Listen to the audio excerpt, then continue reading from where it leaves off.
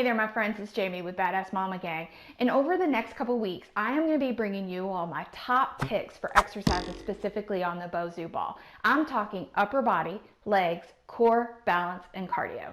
Stay tuned.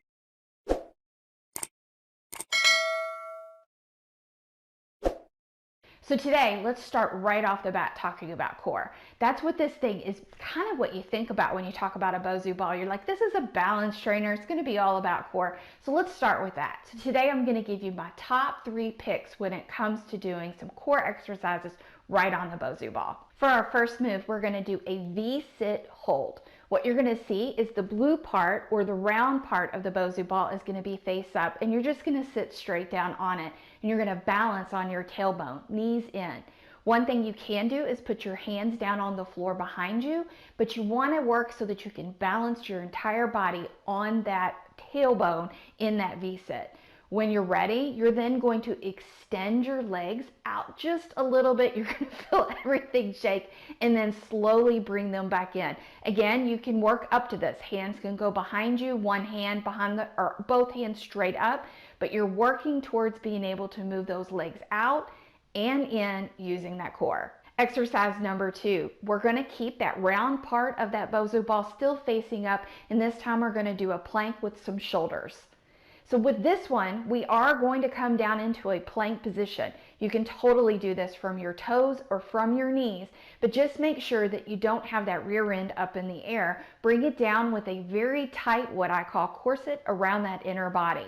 From here, we're then going to slowly tap our shoulders right and left with our hands. Again, remember, you can do this from your toes or your knees and work to which level works best for you.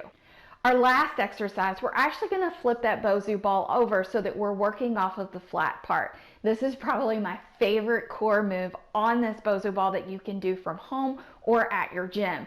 And what this is what I like to call leads. You can either do them with your forearms or with straight arms, but you'll start out in a plank position. Again, you can do these from your toes or your knees, and you're very slowly going to adjust your weight of your body so that you lean from one side to the other. You could actually even do a circular motion if you want to do that, or front back, but it is just making your body not be stabilized anymore, so that you have to use those small stabilizing muscles plus your core to be able to keep you on the BOSU ball and not falling off. Now, I know we said we're only going to do 3 moves, but I had just one that I had to throw in here, and this is some side planks with dips. With this exercise, you're going to take that ball part facing up. You're going to position yourself into a forearm side plank. You can do this from your toes or your knees, and you're going to drop your hip and lift it back up.